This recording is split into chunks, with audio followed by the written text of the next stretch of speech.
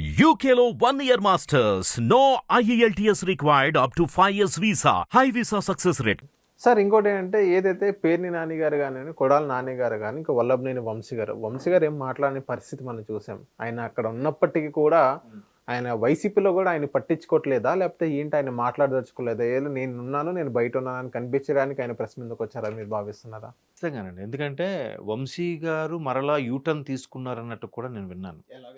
U turn అంటే మళ్ళీ అయితే బ్యాక్ టు టీడీపీ లేదా న్యూట్రల్గా ఉండిపోదాం.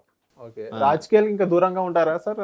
రాజకీయాలకు దూరంగా ఉండరు, బట్ పార్టీకి మాత్రం ఎందుకు వైసీపీకి దూరంగా ఉంటున్నారు అంటే దీనికి కూడా కొన్ని పరిణామాలు జరిగాయి. ఎట్లా అంటే ఎలక్షన్స్ ముందు కూడా ఎప్పుడో 2019లో ఆయన ఒక పోలింగ్ బూత్కి వెళ్ళి హడావిడి చేశారని ఈయన అడుగుతున్న టికెట్ ఎక్స్పెక్ట్ చేస్తున్న ఆ టికెట్ ఇవ్వకుండా తాత్సారం చేశారుగా. తాత్సారం చేసినప్పుడు ఈయనకి ఇస్తారా ఇవ్వరా అని డైలమాలు ఉన్నప్పుడు 2019లో ఉన్న కేసు మళ్ళీ తిరగదోడి ఈయనకి సమన్లు వచ్చాయి. అక్కడ ఈయనకి ఒక రకమైన డౌట్ అయితే ఏర్పడింది. యాక్చువల్గా వంశీ గారిని కూడా రాధా గారిని వంశీ గారిని కొడాలి నానిగారే బాగా సిఫారసు చేసి లాగే ప్రయత్నం చేశారని, కొడాలి నానిగారి ద్వారా ఆ పావులు జగన్మోహన్ రెడ్డి గారు పావులు కదిపారని కూడా కొన్ని వార్తలు ఉన్నాయి. మేబీ నిజమైతే అయ్యుండొచ్చు, ఎందుకంటే ఈ ముగ్గురు మంచి బెస్ట్ ఫ్రెండ్స్. సో ఒక ఇంటర్వ్యూలో రాధా గారు కూడా క్లియర్గా చెప్పారు, అంటే వాళ్ళిద్దరు కూడా నన్ను రమ్మని చెప్పారు, బట్ నేను లేదు కాదు అంటే రాజకీయాలకు దూరంగా ఉంటాను తప్ప టీడీపీ నుంచి అలా వైద్యులకు రాలేను, అలాగని వైసీపీలో చేరనని కూడా చెప్పేశారంట. వీళ్ళు లేదు నెక్స్ట్ కూడా గవర్నమెంట్ మందే, మీకెందుకు వచ్చేసే అని కూడా చెప్పారంట. చెప్తే ఈయన వెళ్ళకపోగా రాధా గారు ఏం చేశారు, ఇటు కూటమికే సపోర్ట్ చేశారు, ఆయన క్యాన్వాసింగ్ కూడా చేశాడు ఆయన కదా. ఇప్పుడు వీళ్ళిద్దరి పరిస్థితి ఎలా అయిపోయిందంటే ఇదే కొడాలి నాని ఇదే వల్లభనేని వంశీ వాళ్ళకి టీడీపీ నిజంగా అవకాశం ఇచ్చింది. వాళ్ళు నిజంగా రాజకీయ కెరియర్ పొలిటికల్ కెరియర్ బాబు గారి హయాంలోనే స్టార్ట్ అయింది. సో మేబీ కొంతమంది హరికృష్ణ గారు ప్రోద్బలం వల్ల కూడా కొడాలి నాని గారు లాంటి వారిని దగ్గర తీసుకొని టికెట్ ఇచ్చారని కూడా అంటారు. అయితే అయ్యుండొచ్చు. సో ఎంత ఆదరణ కలిగి వాళ్ళకి అక్షరాభ్యాసం ఓనమాలు దిద్దిన పార్టీని ఆ విధంగా పోని వేరే దానికి వెళ్ళిపోయారు, తప్పులేదు. వాళ్ళకు ప్రొఫెషన్గా ఫీల్ అవుతున్నారు, సేవగా ఫీల్ అవ్వట్లేదు కాబట్టి వేరే మంచి జాబ్ వచ్చింది, దీనికన్నా మంచి ప్యాకేజ్ వచ్చింది, వెళ్ళిపోయారు, ఒప్పుకున్నాం. కానీ పాత కంపెనీని, పాత ఫుడ్ పెట్టిన తల్లిని దాన్ని విమర్శించడం, బాబు గారు మిస్సెస్ని కూడా లోకేష్ తల్లిని పుట్టు గురించి మాట్లాడారు. అది ఇంకా వాళ్ళ విజ్ఞతకు వదిలేయాలండి. అంత దారుణంగా మాట్లాడేసి అలా మాట్లాడినప్పుడు ఒకరిద్దరు ఎవరో చప్పట్లు కొట్టారని, ఆ మూర్ఖులు ఎవరో చప్పట్లు కొట్టారని వాళ్ళ ఆనందం కోసం నోటుకు వచ్చినట్టు మాట్లాడేసి ఈరోజు ఎందుకు మీరు అంత దీనమైన స్థితిలో ఉన్నారు చెప్పండి. అదే ఇప్పుడు ఆయన అదే టీడీపీలో కొనసాగుంటే ఈవెన్ వల్లభనేని వంశీ గారికి ఇప్పటిదాకా మంత్రి పదవిలో కూర్చుండేవారని చాలా మంది టీడీపీ నాయకులు వర్గాలే చెప్తున్నాను, కార్యకర్తలే చెప్తున్నారు. ఖచ్చితంగా గన్నవరం నుంచి నాకు ఇన్ఫర్మేషన్ వచ్చింది. నిజమేనండి. అసలు నిజంగా ఇప్పుడు గన్నవరంలో ఆయన గెలిచిన అతను అంతకుముందు సంథింగ్ వైసీపీ నుంచి ఓడిపోయారు, ఈయన గెలిచాడు కదా. దీని మీద అది కూడా వల్లభనేని వంశీ గారి మీద ఓడిపోవడం జరిగింది. అది జరిగింది.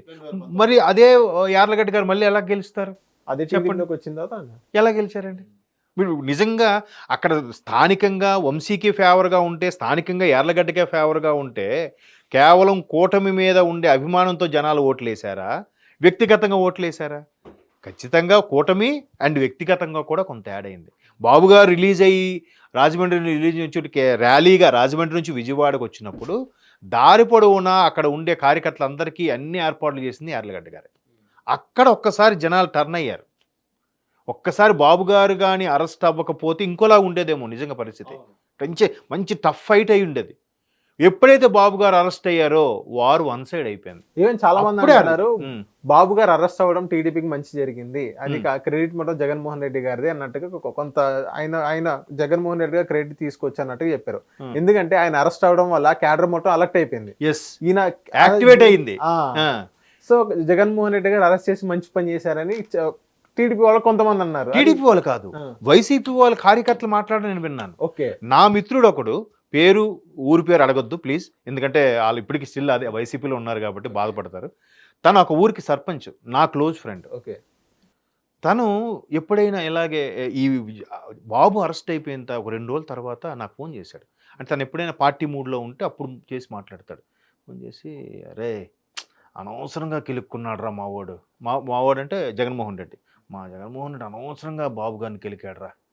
బాబు గారి సంగతి తెలియంది ఏముందిరా అసలు. అంటే ఇక్కడ బాబు గారు అంటారు కానీ అక్కడ వాళ్ళు సింగులర్‌గా మాట్లాడతారు కదా! ఆ ట్రాన్స్‌లో ఉన్నప్పుడు. అనవసరంగా ఆయన అసలే మహామేధావి. ఏం చేస్తాడో తెలీదు. ఈయన ఎందుకురా కెలుక్కున్నాడు. అసలంతా మా వైపే ఫేవర్‌గా ఉందనుకున్న టైంకి అనవసరంగా ఈ డెసిషన్ ఎవడురా అసలు చెప్పింది. ఆయన ఏం మార్చేస్తాడో తెలీదు. దీన్ని చూడు మొత్తం సేమ్ వాడు ఏదైతే నాకు చెప్పాడో అదే జరిగింది. మీరన్నట్టు ఒక్కసారిగా యాక్టివేట్ అయిపోయి ఇంటి ఆడవాళ్ళు కూడా బయటకొచ్చారు. అసలు ఆ అరెస్ట్ విధానం కూడా చాలామందికి నచ్చలే. అవును. కాబట్టి కాశ్మీర్ నుంచి కన్యాకుమారి వరకు రాష్ట్రాలకు అతీతంగా, భాషలకు అతీతంగా, పార్టీలకు అతీతంగా ప్రతి ఒక్క నాయకుడు స్పందించాడు. ఇంక్లూడింగ్ కాంగ్రెస్ వాళ్ళు, బీజేపీ వాళ్ళు తప్ప. కాంగ్రెస్ వాళ్ళు కూడా స్పందించారు. బాబు గారు ఓకే, తప్పు చేస్తే అరెస్ట్ చేయొచ్చు. కానీ ఆ ఏజ్ పర్సన్కి ఆ వయసులో ఆ టైంలో అరెస్ట్ చేయడం కరెక్ట్ కాదు అనేది అందరి అభిప్రాయం. నిజంగా కొన్ని జెన్యూన్గా సమ్మన్లు ఇవ్వండి.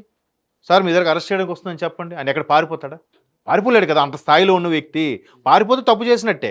అవును. ఉంటాడు కదా. అర్ధరాత్రి రెండప్పుడు డోర్ కొట్టి లేపి అరెస్ట్ చేయడం అనేది ఎంతవరకు కరెక్ట్? అంటే ఇది ఖచ్చితంగా కక్ష సాధింపే. నిజంగా వీళ్ళు అదే ప్యాటర్న్లో వీళ్ళు ఫాలో అయితే నేను అసలు ప్రెస్ మీటే అవ్వదు. వీళ్ళు ఎక్కడో లోపల నుంచి ప్రెస్ మీట్లు పెట్టుకోవాలి. ఏది ములాఖతులకు వెళ్ళి. సో అట్లా అంటే చెప్తున్నాను కదా, ఇష్యూ ఒకటి జరిగితే దాన్ని ఇంకోలాగా తిప్పే ప్రయత్నం చేస్తున్నారు, దాన్ని కవర్ చేసే ప్రయత్నం చేస్తున్నారు. దీని మీద మరలా జగన్మోహన్ రెడ్డి గారు ప్రెస్ మీట్ పెట్టినప్పుడు కూడా జర్నలిస్టులు అడిగిన క్వశ్చన్కి సరిగ్గా చెప్పలేపారు చూసారా? అవును. అక్కడ కూడా చెప్పలేకపోయి ఏం చేశాడు, మళ్ళీ ఈయనకు ఫోన్లు చేసి మీరు ప్రెస్ మీట్ పెట్టండి, మీరు మాట్లాడండి, మీరే చెప్పండి. మీరు ఎందుకు నీ మీద వస్తున్న అలిగేషన్స్ని నువ్వే అటాక్ చేయాలి. అలా చేయకుండా మరలా వీళ్ళనే మంత్రులనే తీసుకొచ్చి మాజీ మంత్రుల్ని, కార్యకర్తల్ని వాళ్ళతో మాట్లాడించే ప్రయత్నం చేస్తే ఇంకా అసలు అర్థం లేదండి. ఎవరెవరో ఏదేదో మాట్లాడుతున్నారు. నిజంగా చెప్తున్నా కదా, భారతదేశంలో హిందువులే మైనారిటీలుగా బతుకుతున్నారేమో నా అభిప్రాయం. ఎవడైనా ఒక హిందూ పండగ వచ్చింది అనుకోండి, అంటే మిగతా వాళ్ళని కించపరిచే ఉద్దేశం కాదు. ఆ పండగ చేయకూడదు, దాంట్లో ఇలా ఉంది, దాంట్లో అలా నెగిటివ్ ఉంది అని ప్రతి ఒక్కడు మైక్ పెట్టుకొని మాట్లాడేవాడే. అంటే ఆ పండగల యొక్క ప్రాశస్త్యం తగ్గించడానికి, పండుగల యొక్క విశిష్టత తగ్గించడానికి, వాళ్ళ ఆదం తగ్గించడానికి వీళ్ళు చేసే ప్రయత్నాలు. ఇప్పుడు నిన్న లేదు మొన్న ప్రకాష్ రాజ్ గారు, ఆయనకి ఎందుకండి, ఆయనకి సంబంధం లేని విషయం కదా. పోనీ ఒక సోషల్ యాక్టివిస్ట్గా రెస్పాండ్ అయ్యాడే అనుకుందాం. అయినప్పుడు పవన్ కళ్యాణ్ అనే వ్యక్తి ఎప్పుడూ సీరియస్ అవ్వని వ్యక్తి సీరియస్ అయ్యాడు.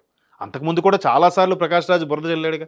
చంద్రబాబుతో కలిసి ఉన్నారు, లేదా బీజేపీతో కలిసి ఉంటున్నాడు, ఆయన సరిగ్గా యాంటీ బీజేపీ అని అంటారు ప్రకాష్ రాజ్ గారు. Anti BJP.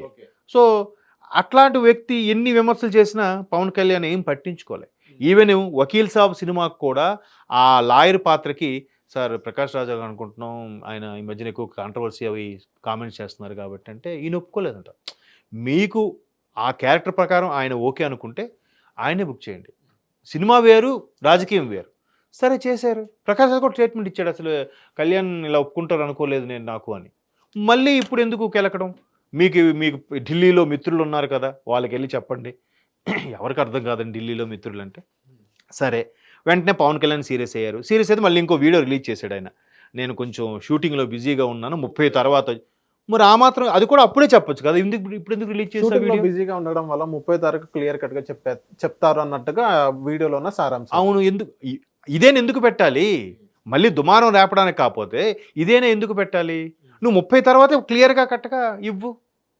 జస్ట్ అది కూడా నేను బ్యాక్ టు ఆన్ 30th నేను వచ్చి ఇస్తానని చెప్పి ఒక మెసేజ్ పోస్ట్ చేయి. వీడియో చేసేంత టైం ఉంది, మరి దీని గురించి ఎక్స్ప్లెనేషన్ ఇచ్చే టైం లేదా? పోనీ మీరేది ఇక్కడ లేరుగా, ఎక్కడెక్కడో సినిమాలు అవి చేసుకుంటున్నారుగా.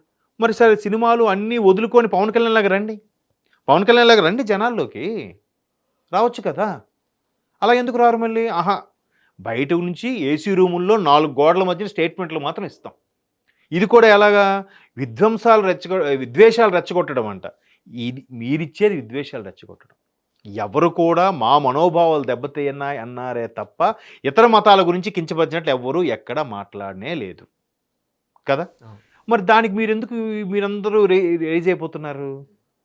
మిగతా వాటి గురించి అంత ధైర్యంగా మాట్లాడగలుగుతారా? మనకు తెలుగులో కూడా ఒక డైరెక్టర్ ఉన్నారు, ఆయన కూడా చాలా చక్కగా ఇలాంటి విషయాలు వస్తే ఎక్కడికక్కడ మాట్లాడుతూ ఉంటాడు. మరి మీకు ఇతర మతాలకు సంబంధించి కూడా ఇలాగ మాట్లాడే ధైర్యం ఉందా మీకు? అక్కడ మాత్రం ఫోన్ స్విచ్ ఆఫ్, ఎక్కడ రెస్పాండ్ అవ్వరు, ఎక్కడ ఉంటారో కూడా తెలియదు. అది thank you sir. Hit TV app ని డౌన్లోడ్ చేసుకోండి. ఇందులో short news, live news, entertainment movies అన్ని అవైలబుల్ గా ఉన్నాయి. Please download hit TV app. Hit TV app hit TV యాప్ని ఫ్రీగా డౌన్లోడ్ చేసుకోండి.